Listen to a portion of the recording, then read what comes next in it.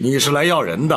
啊，奴婢啊，是奉太后懿旨来接郭总管回宫的。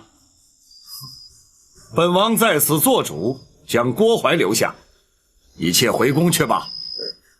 奴婢可是奉了太后的懿旨啊！大胆！这奴才竟然顶撞本王！奴婢不敢，只是回去接不回郭总管，无法向太后交旨啊。好，本王就让你回去有个交代。展护卫，先皇御赐金简在此，所到之处，犹如先皇亲临。万岁万岁万万岁！本王在此待先皇降诏，郭淮留在开封府听审，不得阻挠。奴婢遵旨。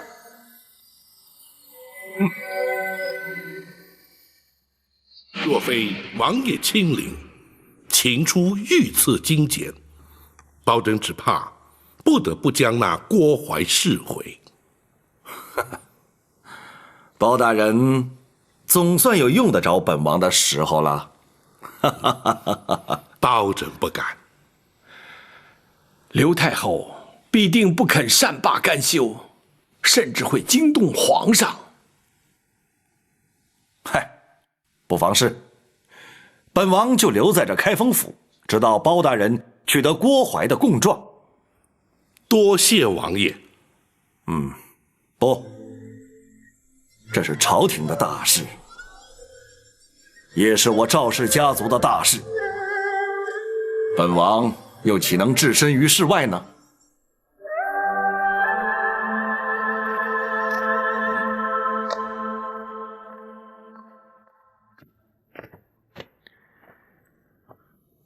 启禀大人，学生已经全部安排妥当了。好，请王爷与陈公公在厅中稍坐，包拯这便去取那郭淮的供状。包大人打算？王爷，包大人打算夜审郭淮。哦，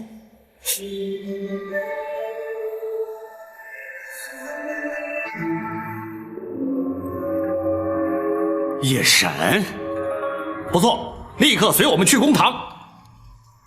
哼，包拯是怕太后娘娘派人把咱家接回去，所以才急着夜审。你别做梦了，后宫派来的人已经被请回去了，你没指望了。那为什么要夜审啊？难道郭公公就没有听说过吗？包大人日审阳，夜断阴。哼，那是市井传说。难道他真的能通鬼神啊？哼，那当然，我在开封府可见过多少次了。废话少说，快走吧。快走！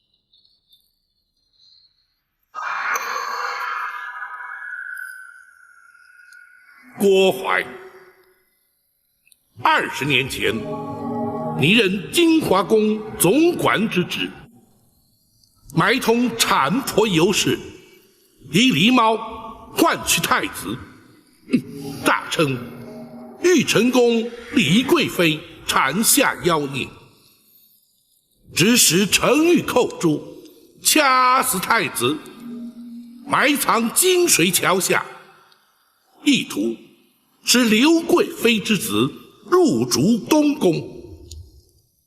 凡此种种，你可承认？包大人，咱家根本不知道你说的是什么，我凭什么承认呢？住口！那寇珠良心未泯，不肯与你沆瀣一气，同流合污，暗中将太子送出宫去。你却对他施以酷刑，追问太子下落。寇珠熬刑不过，处处身亡，难道你也不知情？哼，包大人啊，所谓人死无凭证，就算你包大人指证的都属实，但是你可有人证啊？哼，本府如今夜审于你，便是让你无法交代。本府虽无人证，却有鬼证。寇珠何在？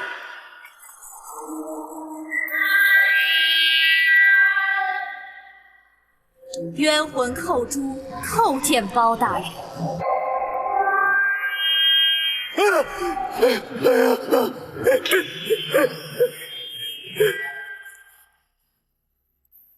郭槐，你可认得他？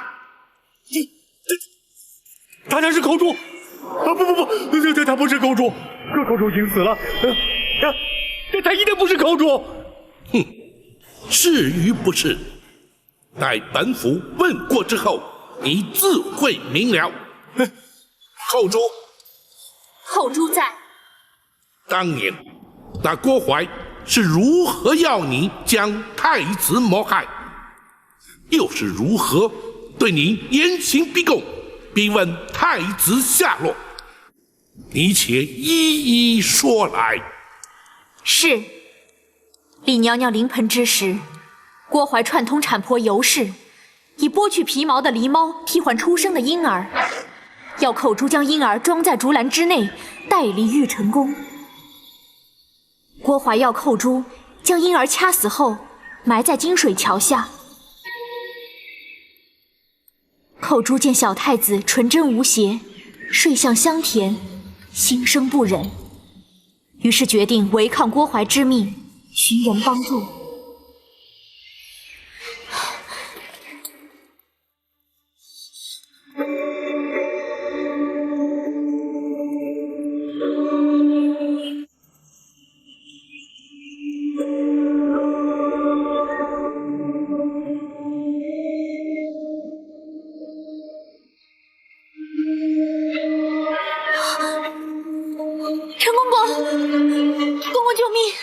寇珠，当时你可是将小太子交与陈琳带出宫去？是。寇珠向郭槐谎称已听命将婴儿埋葬，郭槐没有怀疑，并未追究。郭槐，你可有话说？是，他一定是听陈琳说的，他才真的不是寇珠啊！陈琳香才来作为证据啊！你且继续听下去。寇珠，既然那郭槐并未追究，却又为何在对你施以酷刑，追问小婴儿的下落？回包大人，李娘娘被打入冷宫之后，寇珠明知她是遭郭槐陷害，却不敢明说，更不敢透露小太子的情形。你为何不说？寇珠唯恐说出实情，小太子假死，会被郭槐发现。你说下去。寇珠只能偷入冷宫，对李娘娘言语安慰，谁知竟被郭槐得知。寇珠虽搪塞其词，郭槐却对小太子之事起了疑心。然后呢？郭槐逼问尸骸埋藏之处，寇珠只得胡乱指点。郭槐竟派人将金水桥下遍地挖掘，遍寻不着之后，便对寇珠严刑逼问。寇珠谎称慌乱之中记忆不清，郭槐不予置信，继续用刑。寇珠唯恐受刑不过，说出太子下落，只得撞柱身亡，以死明志，让他们误认寇珠所言事实。这件事情，你怎么会知道啊？你抽在我身上的鞭痕犹在，我撞柱身亡的血迹未干。你虽然派人刷洗金华宫的殿柱，却洗不尽你心中的梦魇。如今，寇珠要借包大人夜审阴司之变，向你索命，以解我20多年的心头之恨。郭淮，还我命来！别过来！别过来啊！还我命来！郭淮，包大人啊，你寇珠，阴阳没入，人鬼殊途，你不可接近生人。包大人，寇珠要将郭淮带到阴间，交由阎王处置。不，那郭淮既在人世，就该由阳间的律法制裁。郭淮，包大人，你先不让他过来呀！啊！制裁寇珠所言，你可认罪？认，我承认呐，可那些事情都是刘娘娘的主意啊。是否如此？本府自会追查。既然你已认罪，公孙先生，学生在，让他画押。是。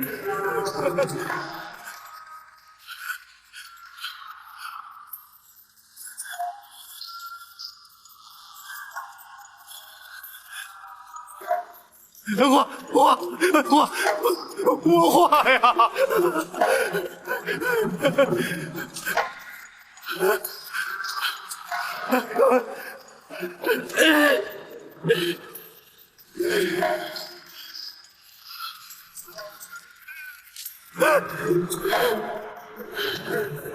来人呐！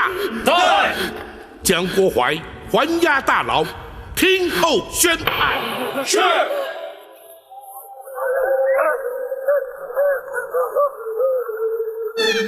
包大人果然高明，郭淮如此狡诈，还是难逃法网，签下了供状。惭愧，包拯向来不信鬼神之说，如今却要假借鬼神之名，让那郭淮认罪伏法。那是郭淮咎由自取，若不是他多行不义，又怎么会疑心生暗鬼呢？陈公公所言极是，倘若他光明磊落，毫不心虚，便是扣诸鬼魂当真出现，也全然无惧，又岂在乎装神弄鬼呀？那名假扮寇珠的女子，她来自何处？又怎会让郭淮如此深信不疑呢？那全仗着公孙先生巧妙安排。回王爷，学生是由京城幽人戏子中挑选一名颜貌体态与寇珠较为相似之女子，再根据当年仵作验尸单所描述的，为她稍作易容装扮，并以假写图面。那又怎么能让那郭淮认不出来呢？学生事先安排，命牢头送酒菜给郭淮。大人夜审之时，郭淮已有5分酒意。同时，学生并令牢头宣称，大人有日审阳、夜断阴之能。再加上公堂之上昏暗不明，那郭淮心中忐忑之际，自是无法辨认。话虽如此，一旦言语交锋，旧事重提，那女子又如何应付？王爷，那就非奴婢不可了。哦，你也参与其中？奴婢将当年寇珠所言一一转述给那女子，并提示寇珠的言谈举止，让那女子学习。郭淮又岂能分辨呢？若不如此，郭淮不会轻易落入圈套。他万万没有想到，寇珠在受刑自尽之前，会与陈公公通过信息。如今有了郭淮的供证，咱们就立刻进宫面圣吧。王爷不急着进宫，倘若包拯所料不差，皇上应该很快就会主动宣召。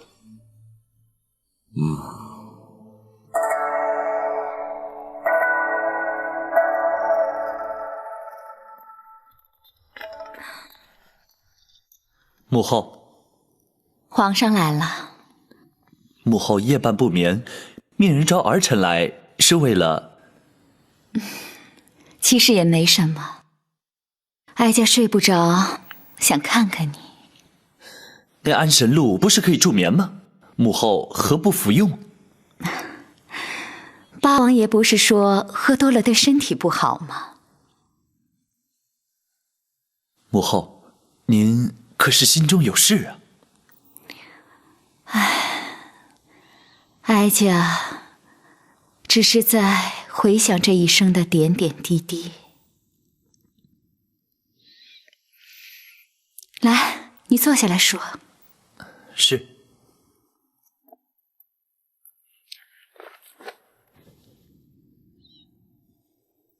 哀家14岁，以才女之名被选进宫来，和后宫所有被选来的女子一样，过着宫墙内与世隔绝的日子。直到被先皇宠幸，身为贵妃，才见到了天日。后宫佳丽3000，其实却耽误了多少女子的青春啊！不仅如此，在后宫争宠是时有所闻的事，彼此勾心斗角，貌合神离。只有一个人和哀家情同姐妹，相互扶持，可是他却被打入了冷宫。母后说的可是那位葬身火窟的李贵妃？你知道她？她就是幼年时儿臣误闯冷宫遇见的那位。母后还记得她给儿臣的玉佩吗？记得。母后，她究竟是为什么被先皇打入冷宫的呢？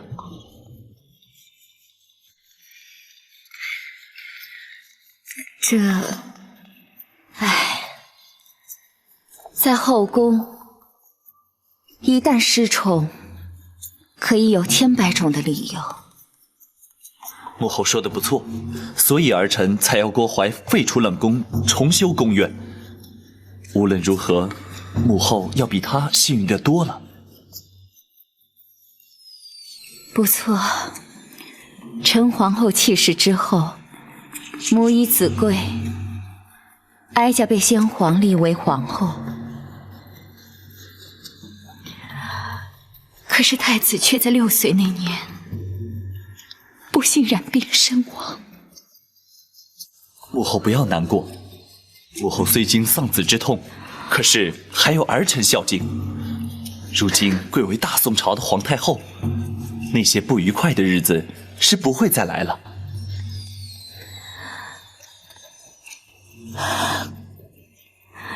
可是哀家毕竟不是皇上的生身之母，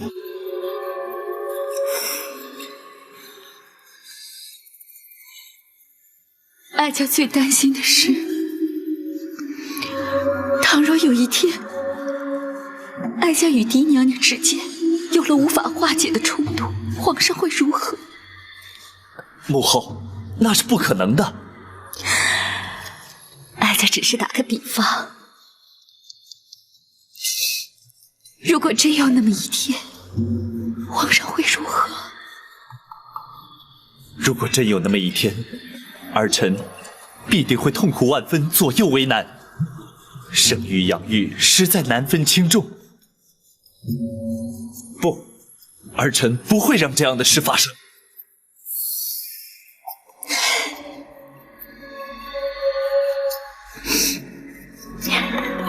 有皇上这句话，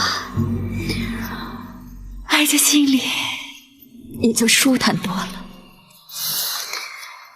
至少不会一个人在这儿胡思乱想。郭槐为什么不在宫中伺候母后？不提也罢。怎么？他还在开封府接受包大人的审讯呢。哦，包拯怎么会留他到半夜？可曾派人去询问？没有用的，连哀家下旨要开封府放人，都被打了回来。什么？包拯竟敢抗旨？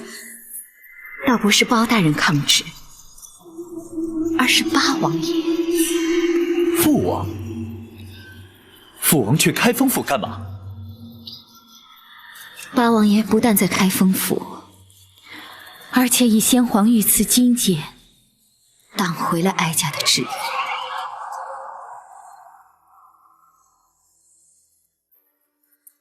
皇上派人前来下旨，要大人连夜进宫。果不其然，展护卫，皇上只宣包大人一人进宫。回王爷，正是。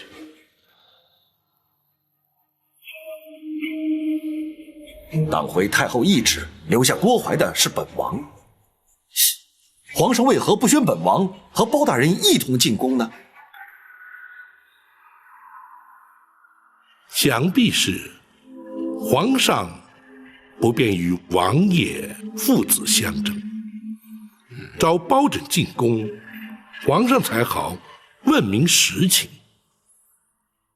王爷，包拯此去会将此案实情禀奏皇上，不知王爷是否同意？也罢，是该到了让他明白真相的时候了。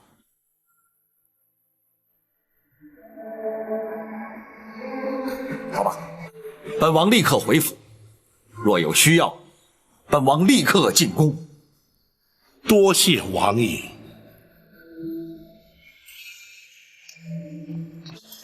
什么？郭槐招供了？是。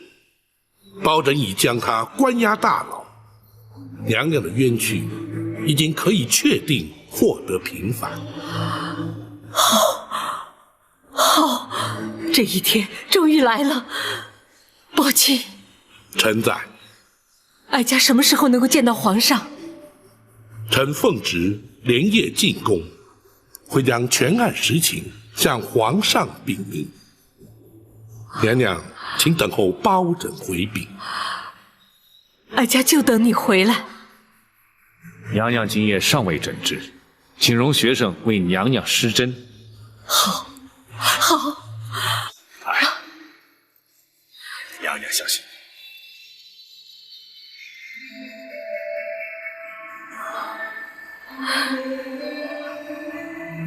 哀家真希望眼睛能够立刻复明，亲眼看见皇上。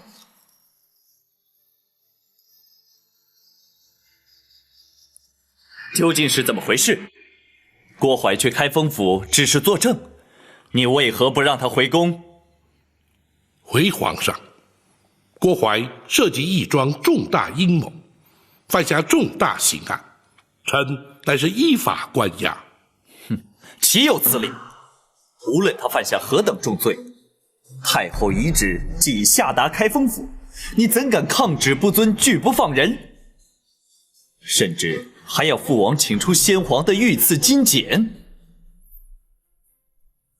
皇上可知，八王爷从不干涉朝政，亦不曾插手任何案件。先皇御赐金简，更从未请出动用。朕当然知道，能让八王爷请出御赐金简，绝非一般刑案。更何况，此案还与八王爷自身有关。什么？与父王有关？郭槐所涉之案，关乎后宫争斗、皇室密信，故而八王爷必须出面，保证不敢放人。竟有此事！郭槐供状在此，请皇上御览。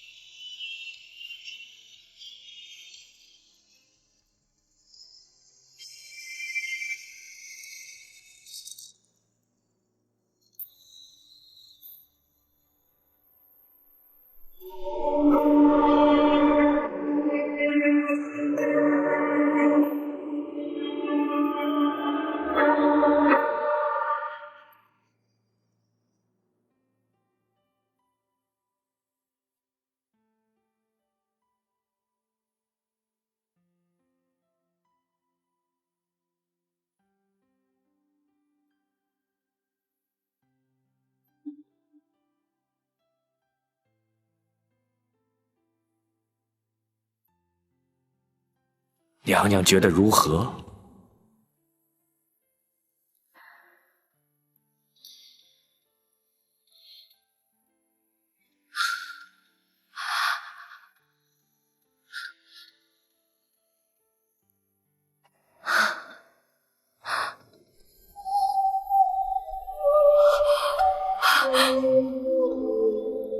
我看见了，我看见了。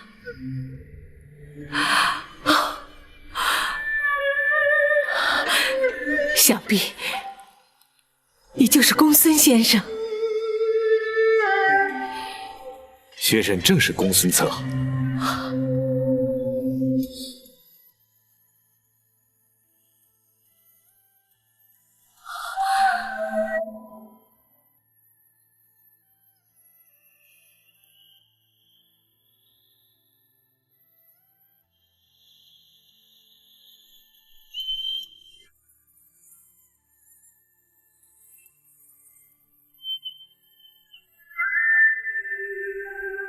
想必你就是展护卫。恭喜娘娘双目复明。公孙先生的医术可真称得上是华佗在世啊！不敢当娘娘谬赞。娘娘双目出狱，还请尽早安歇吧。不，哀家要等包大人回来，哀家要立刻进宫去见皇上。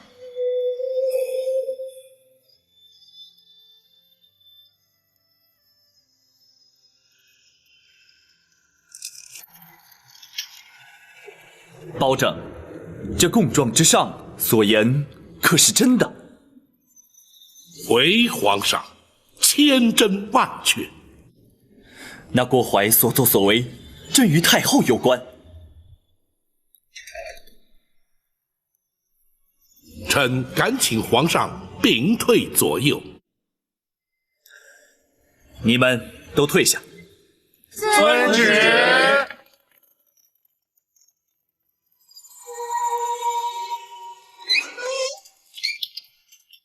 你说。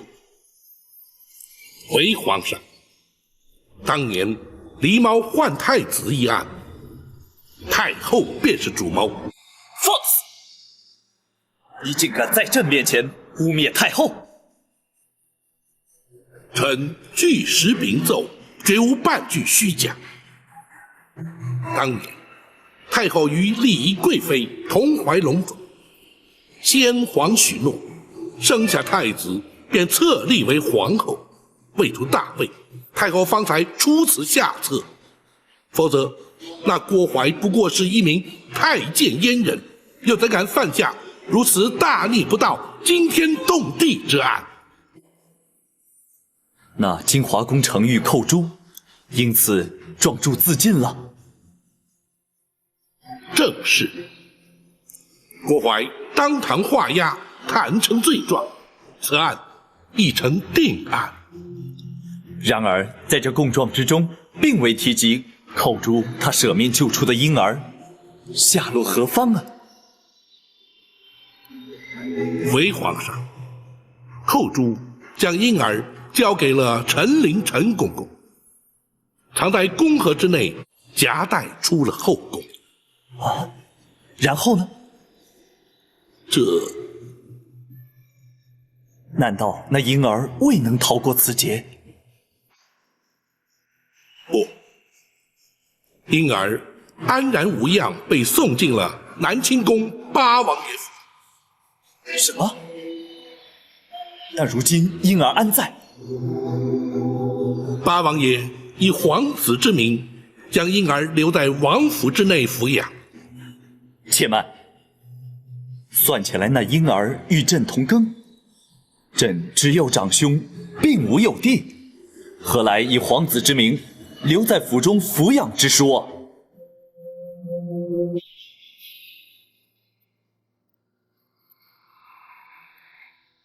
臣斗胆，那历劫重生的婴儿，正是皇上。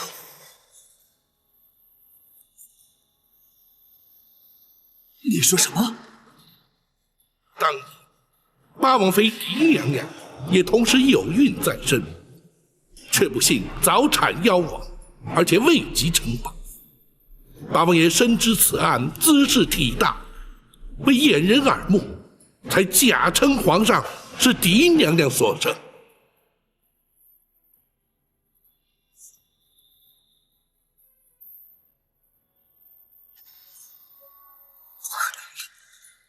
朕分明是父王亲自选入宫中，立为太子的。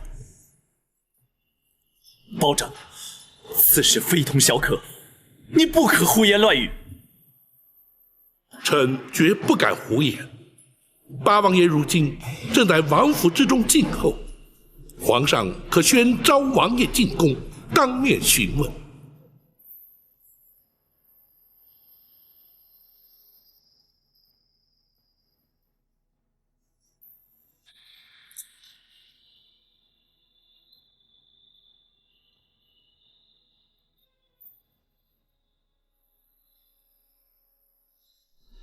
如此说来，朕幼年之时在冷宫遇见的那位娘娘，竟然是朕的生母。正是玉成宫丽仪贵妃。她是在冷宫失火之时葬身火窟的。不，是先皇下旨赐死。她已被打入冷宫，为何还要将她赐死？当年娘娘与皇上巧遇之后，八王爷命陈琳将皇上身世告知娘娘。自此，娘娘夜夜焚香，为皇上祈福。谁知却被郭槐得知，而刘太后更借此向先皇诬告。诬告什么？诬告丽仪贵妃以邪术诅咒先皇，先皇大为震怒，于是下旨赐死。啊，你是说她是因太后而死？皇上，刘娘娘是为了斩草除根，永绝后患。然而，吉人自有天相，李娘娘必死，而却未死。此话怎讲？陈琳奉旨赐死，不忍执行，太监于忠舍命权中自请替死，冷宫总管秦凤自焚灭迹，瞒过郭槐，娘娘方得死里逃生，远离京城。她如今人在何处？皇上可还记得包拯那位失散多年的远房表亲？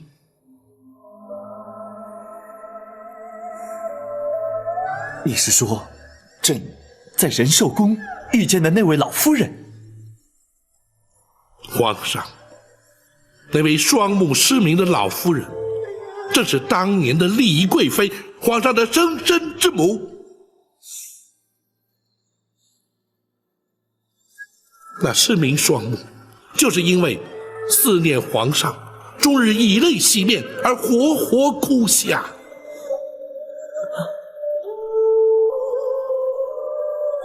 如今，皇上对当年狸猫换太子一案的前因后果均已明了，臣恳请皇上下旨，追究刘娘娘之罪，迎李娘娘进宫。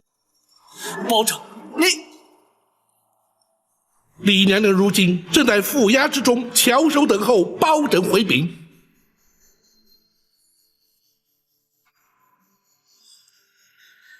你让朕再想一想。皇上可是不信包拯之言？朕不是不信，只是太后对朕有20年的养育之情。皇上此言差矣。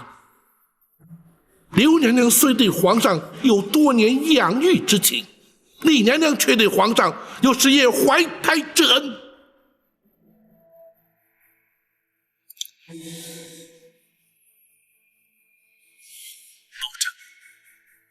郭槐所犯罪行，你尽可依法惩处。我皇家之事，你就不要再插手管了。皇上念养母之恩情，而置生母于不顾，传之天下，岂不让黎民百姓斥为不孝？包拯天威人臣，又岂能不闻不问？住口！包拯，你不过是小小的开封府尹，是谁给你如此大的权限？朕不让你管，你就不准再管。来人呐！在。将包拯轰出宫去。遵旨。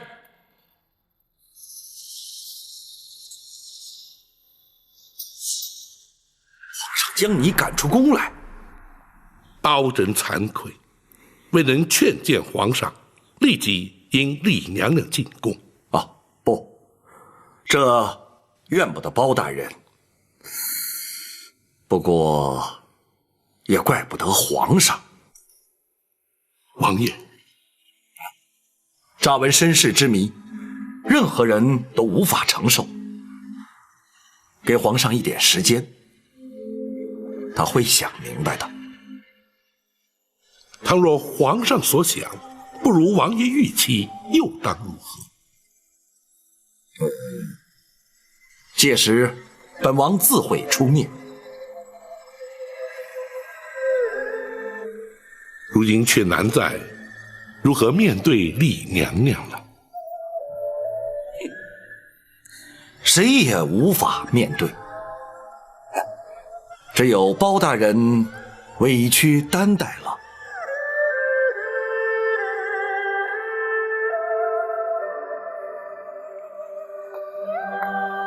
大人已将全案禀奏皇上了。郭槐可由本府依法处断。啊，那太后和李娘娘呢？詹护卫在。如今郭槐已被关押，娘娘的安全也已无虞，就让白玉堂先回陷空岛。他毕竟是个江湖人，不让他知道此案的内情比较好些。大人要他戴罪立功，为何不带他进宫面圣？暂且不要，待此案所引起的余波平静之后再议。是。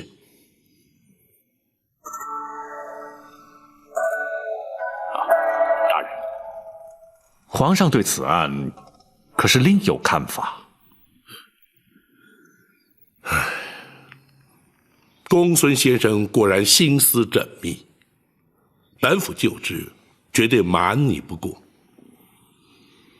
皇上的确对是否追究太后之罪，是否立刻引李娘娘进宫，尚有所犹疑。皇上怎可如此？既然已知娘娘身份，就该立刻接她进宫，善尽人子之道。无论任何原因拖延，就是不孝。皇上难道不明白这个道理吗？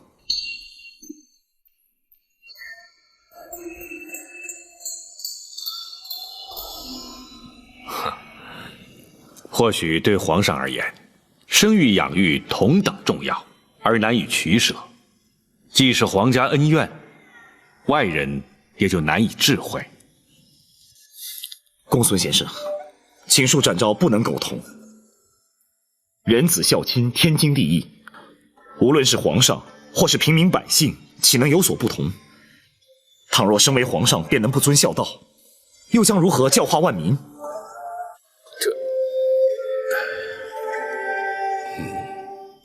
展护卫言之有理，本府定会向皇上据理力谏。然而，此刻却必须向娘娘回禀，倒让本府颇觉无奈。可怜李娘娘，方为双目复明而喜，如今却要什么？娘娘双目复明了？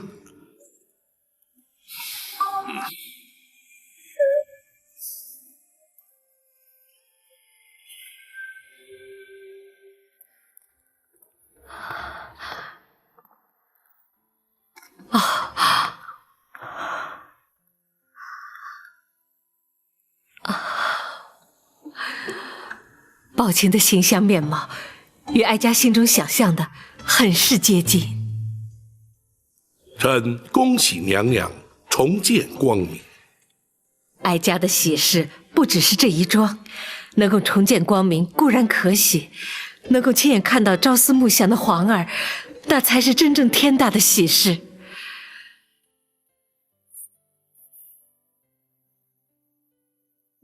宝琴，臣在。哀家何时能够见到皇儿？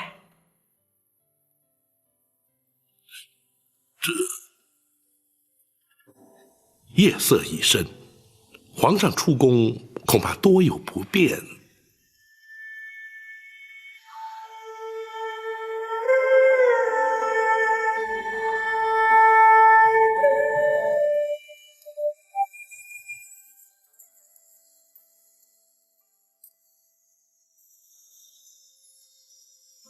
那好，既然皇上不便出宫，那你带哀家进宫如何？娘娘还是等到天明之后。宝琴，你素称刚直耿介，不善言谎，哀家要你照实说，可是皇上不肯认我。不，皇上绝无此意，娘娘万勿误会。既然皇上肯认我，以人之常情，他就该立刻前来见我，为何还要拖延？娘娘，皇上从来没对自己的身世怀疑过，如今突然发现真相竟是如此，必定会矛盾不安，所以……好了，公孙先生，你不必安慰哀家，哀家心中明白。哀家已经累了，你们都回去歇着吧。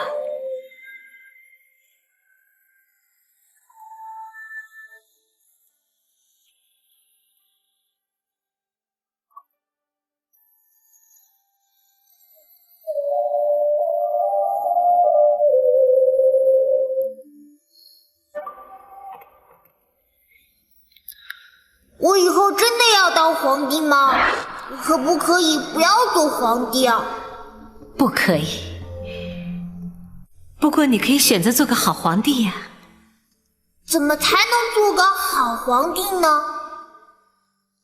要仁慈，要孝顺。仁孝这2个字如果做到了，就会是个好皇帝。我是个好皇帝吗？哎。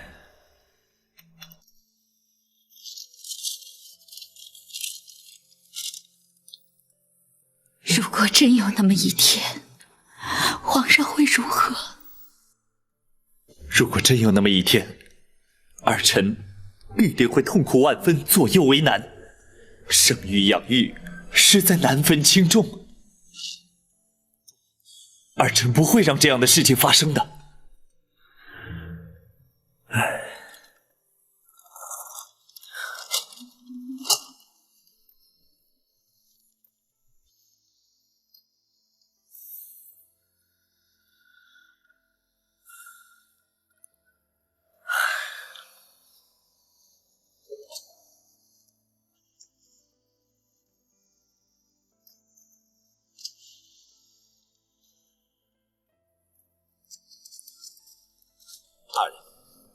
白玉堂回去了，属下要他回献空岛等候通知。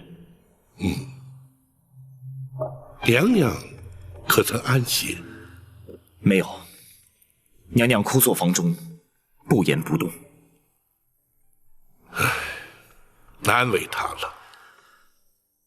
大人，展昭有一言，不吐不快。你说。娘娘历经千辛万苦，忍受无比煎熬，如今总算可以平反，皇上却多有顾忌。展昭想尽娘娘心中之苦，已忍无可忍。展护卫，公孙先生，本府要听展护卫说下去。展护卫若是不忍，又当如何？倘若展昭人在江湖，必定立刻闯入进宫，将皇上带来府衙，要他当面向娘娘谢罪。然而展护卫如今却不在江湖。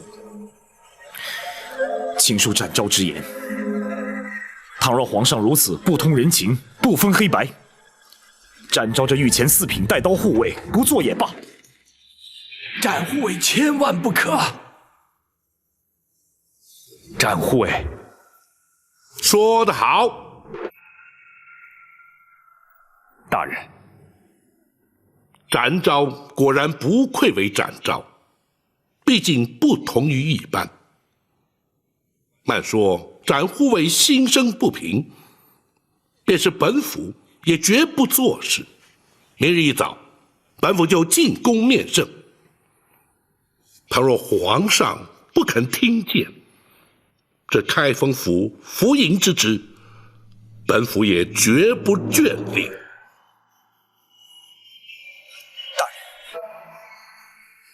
本府虽不若展护卫可以重返江湖，但若回到泸州老家，耕读一生，又有何不可？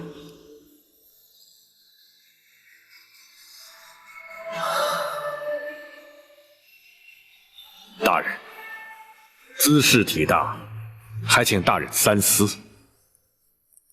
公孙先生，我辈读书之人，入世所谓何来？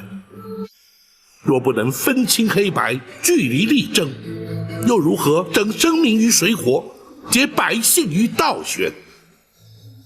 今日不能为娘娘平反，明日又如何为百姓洗冤？与其谈高官厚禄，而唯唯诺诺，尸位素餐，不宁求公理正义，而轰轰烈烈青史留名。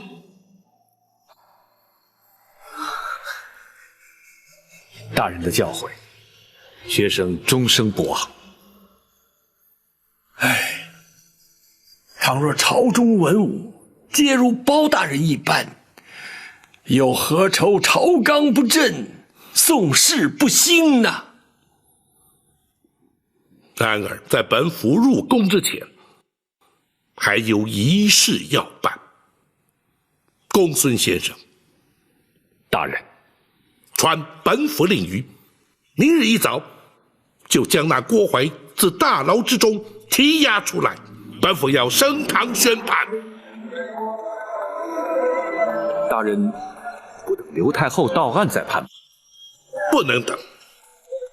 倘若皇上不追究太后之罪，本府也绝不让那郭槐逍遥法外。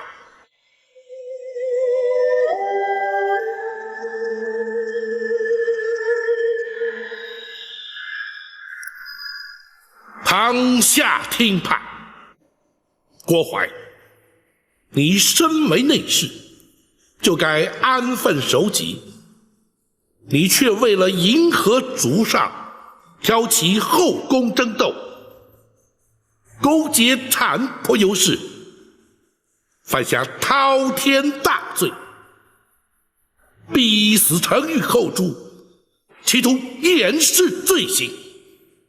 本府以大宋律例判你铡刀之刑。来人呐！来！糊涂他伺候。是令。保长，咱家是后宫总管，你不准杀我！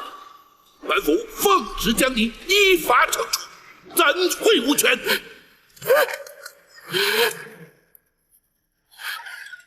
开！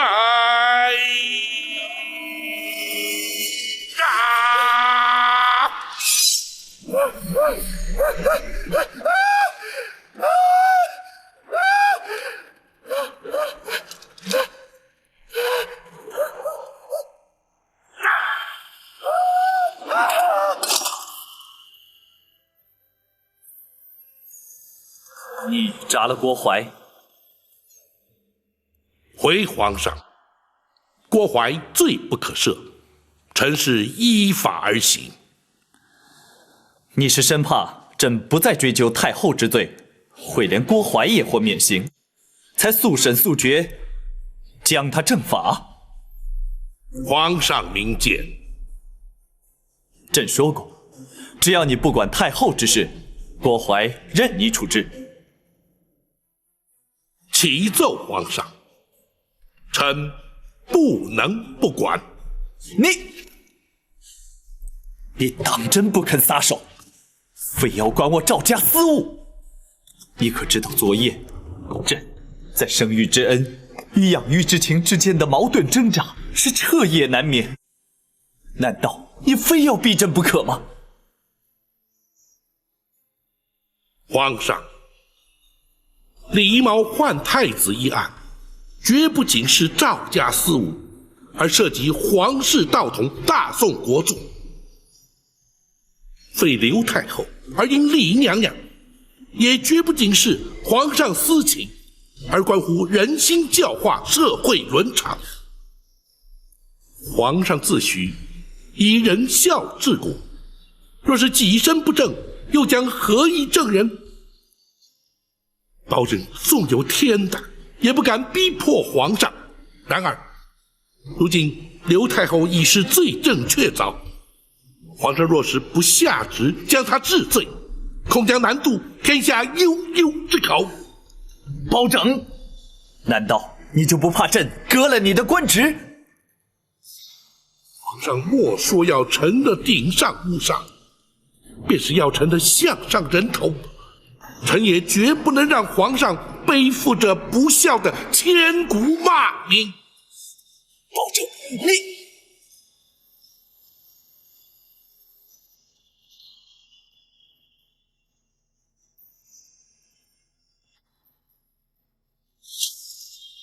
郭槐全招供了。除此之外，朕也已知道，那位双目失明的老夫人，就是当年冷宫的李贵妃，也就是朕的生母。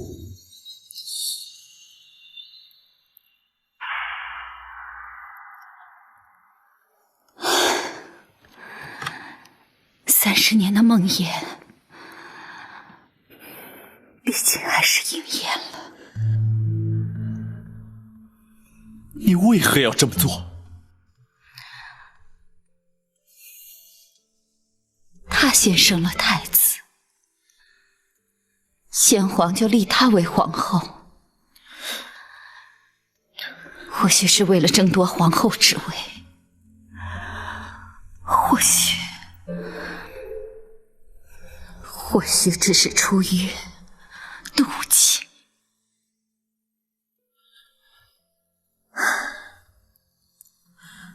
他是你在宫中唯一情同姐妹、互相扶持之人，你为何要妒忌于他？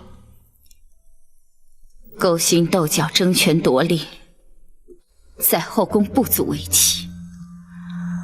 眼里看的是这些，学的也是这些。你是皇帝，永远也无法明白权势有多重要。朕的确不明白，可是朕却明白做人之理。若不能诚心诚意与人交往，若终日必须尔虞我诈，纵有权势，又有何用呢？就因你当初一念之贪，夺去了多少条性命？20年来，一直把你视为身生之母，如今你却让朕陷入天人交战的两难之境。你要朕如何抉择？你又将如何自处啊？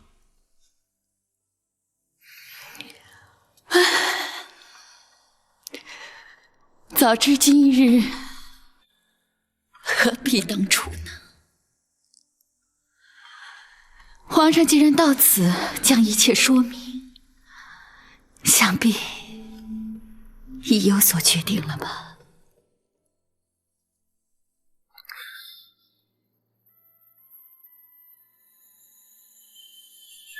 臣叩谢母后20年的养育之恩。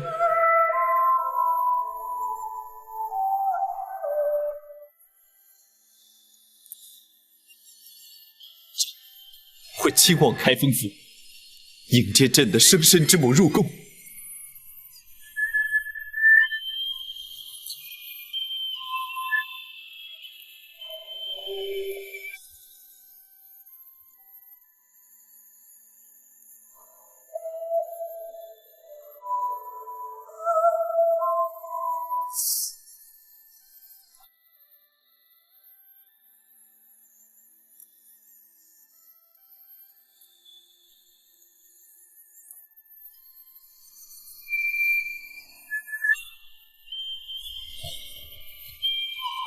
皇上，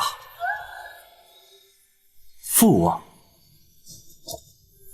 皇上，如今身世已然大白，本王不再是你的父王，而是你的皇叔了。奴婢叩见皇上。亚父请起。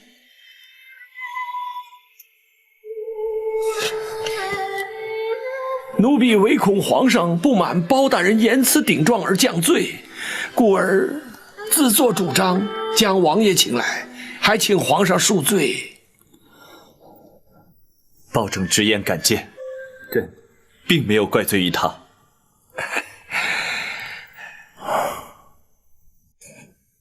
皇上如今作何打算啊？朕一名包拯将太后官服带回府衙，朕稍后便去接驾。皇上圣明啊！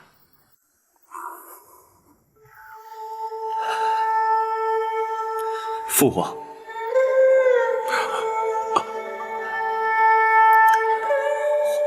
皇叔，你可知道，朕此刻的心情是五味杂陈，百感交集。本王明白，皇上心中之苦，无人能够体会。然而，皇上，你必须要坚强啊！皇上，皇上，太后，太后，太后怎么样了？你快说呀！太后她悬梁自尽了。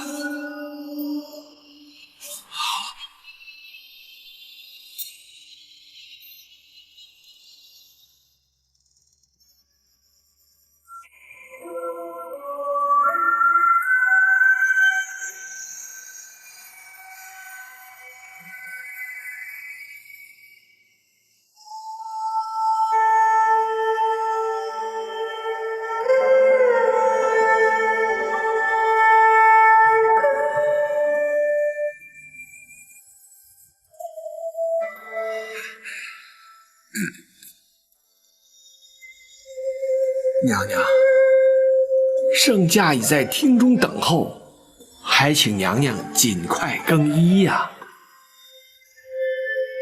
陈公公，一定要哀家更衣吗？奴婢不敢。可是皇上来接娘娘进宫，娘娘换上太后服饰，才合后宫礼仪呀。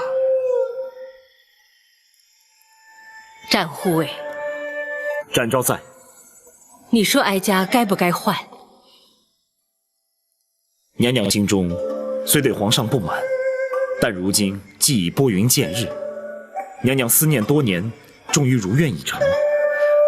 展昭以为是否更衣换装并不重要，娘娘去见皇上却是势在必行。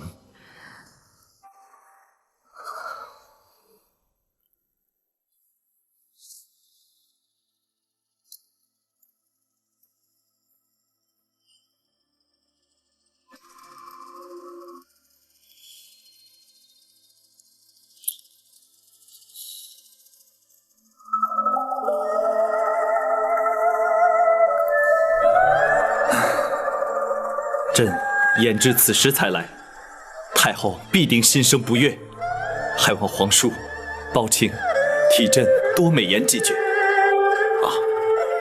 母子连心，皇上也无需太过担心了。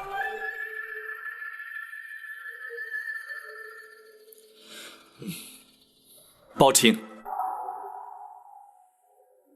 皇上，秦恕包拯不敢过问皇家事务。你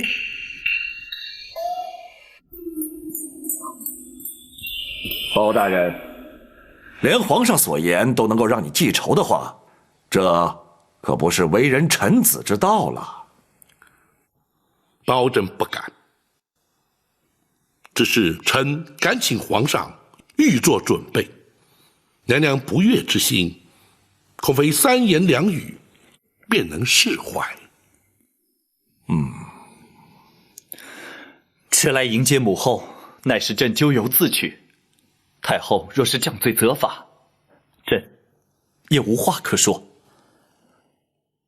太后娘娘到。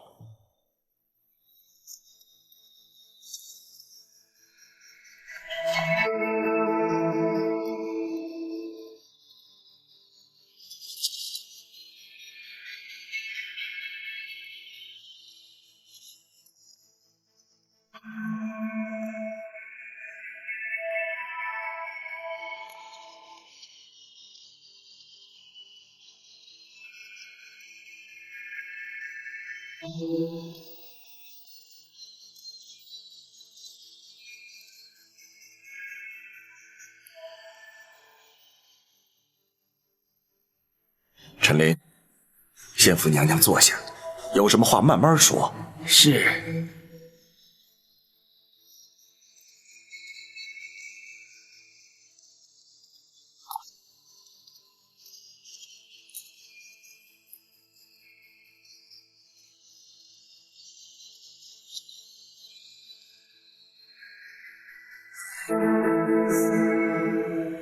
皇嫂，你双目不是已然复明了，为何闭目不张啊？皇上，娘娘不肯更衣换装，奴婢实在没有办法呀。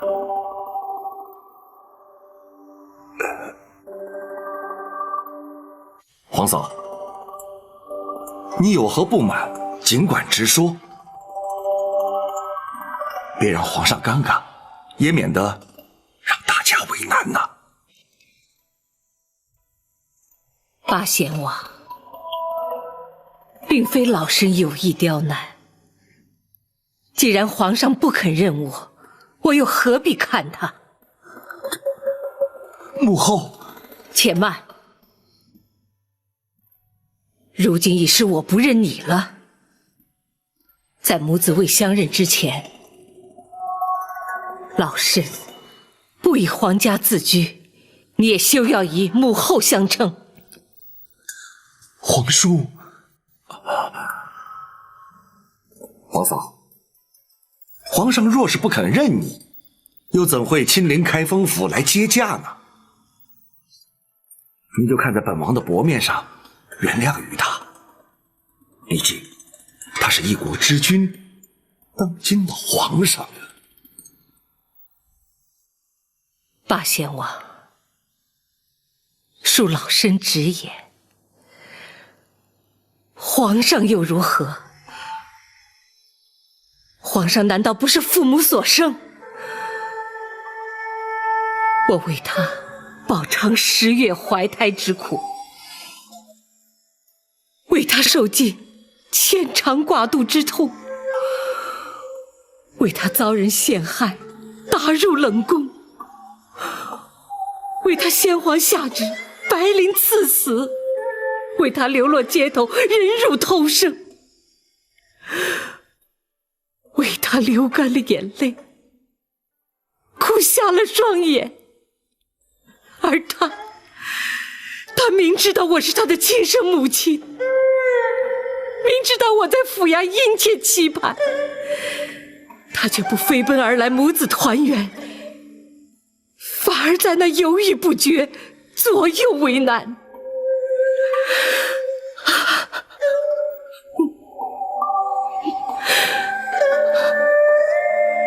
此情此景，怎么不叫人痛心疾首？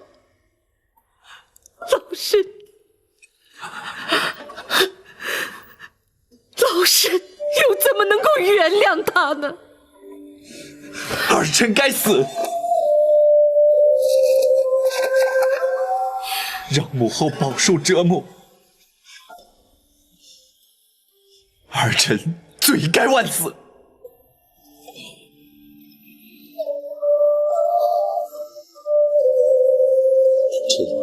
即便不能得到母后的宽恕，也请母后睁开眼睛，看看儿臣，看看儿臣和20年前在冷宫相遇时有何不同，看看儿臣与先皇有几分神似。母后，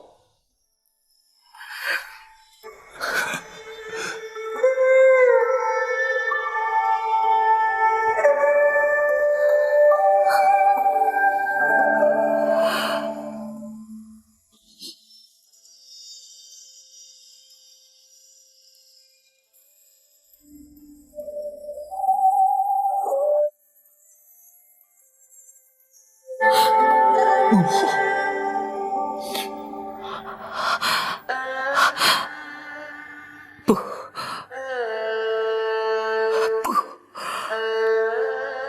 不能就这么简单。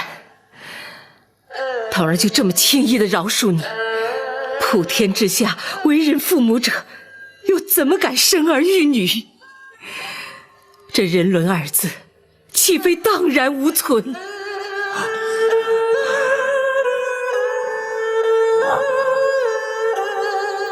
皇嫂，你要如何才肯认他？要如何责罚他？你才肯原谅他？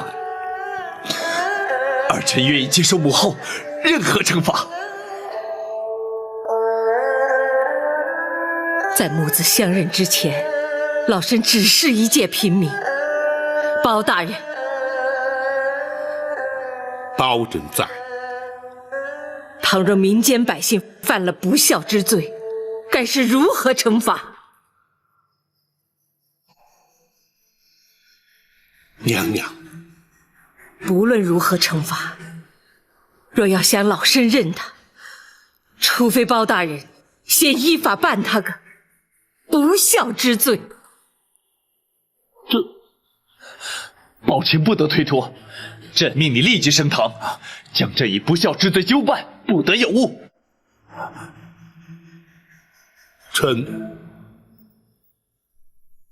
臣遵旨。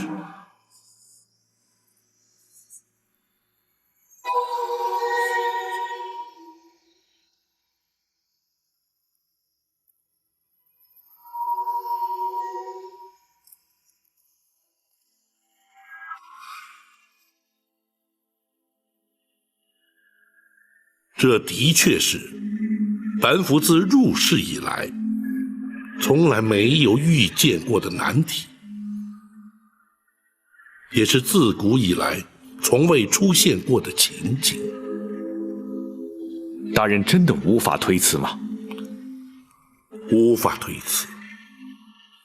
如今这控子不孝之案，本府已是奉旨升堂，不能不办。太后是原告，皇上是被告。大人这主审官，的确是前无古人，后无来者。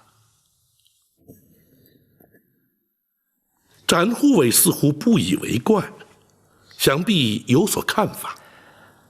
属下不如大人有多年办案经验，也不如公孙先生熟知律法行文。然而却知太后娘娘心中所想。哦，本府愿闻其详。娘娘与天下为人母者并无不同，口中要办皇上不孝之罪，心中却必定舍不得。学生明白了，大人何不由此处着手？只要对皇上略有薄惩，那太后也就不会予以追究了。本府已有应应之策。王朝马汉，在。传令升堂。是。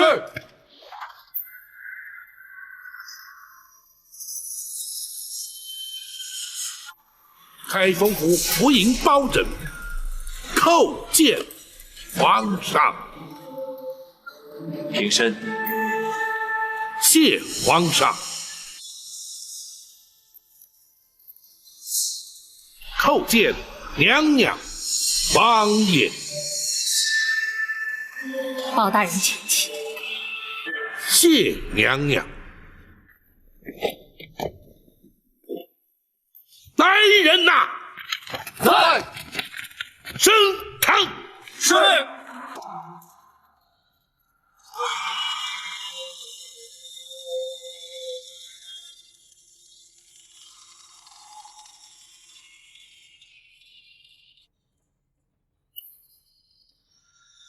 本府今日奉皇上圣谕，审皇上不孝之罪。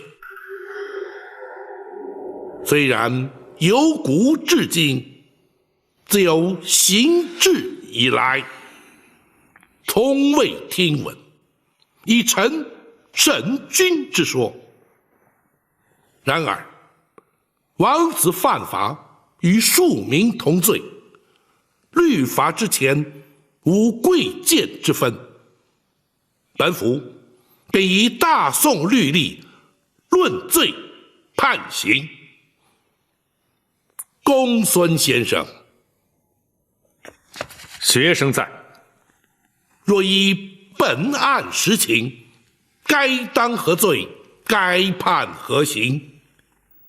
回大人，弃亲不养，知亲不问，遇亲不认，事亲不孝，一律可判拘禁、苦役、罚银、杖击之刑。然而，不知者不罪，无心者轻判。本府横情度理，依法判处杖刑20。包大人，包大人，自古岂有臣打君之理？本府也知，绝无以臣打君之理。然而，本府乃是奉旨而行。包大人，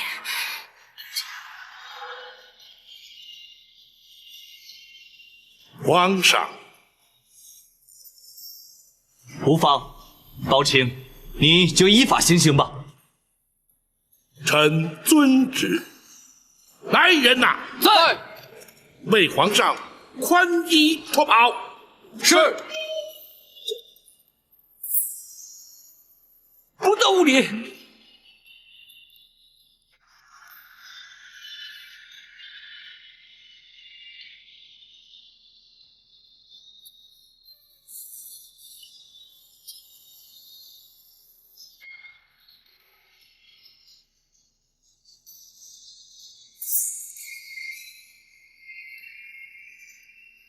斩护卫。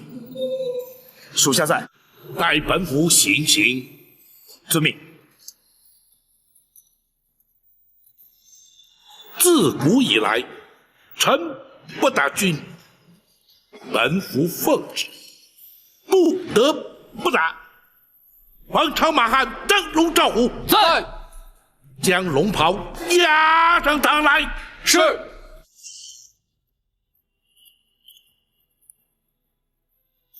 如今，本府仗打龙袍，如同打军。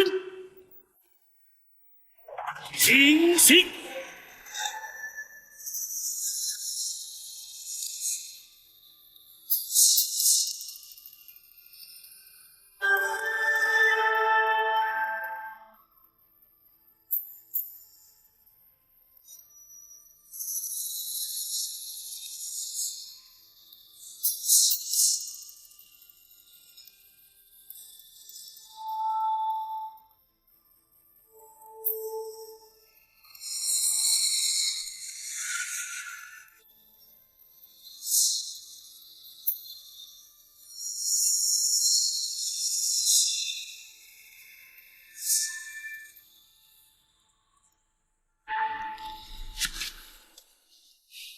若非包清机智，恐怕朕要出尝这杖刑的滋味了。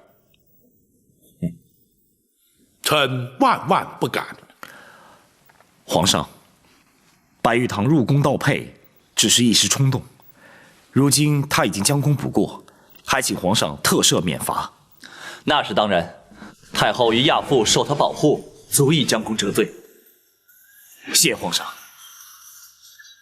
如今幸得母后相认，其实真正该赎罪的应该是朕。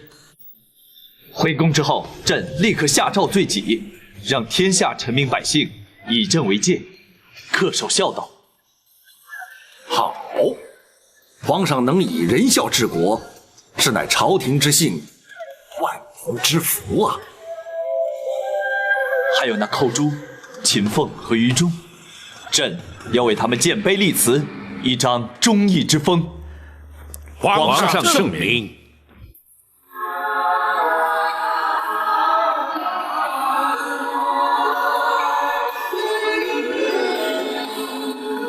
真心好，总会被看到，不需要拒绝让一人知道。真承诺，友谊才是宝，将国人情冷暖最明了。现在将谁杀过胭脂过草，人会好心。人生不是算啥？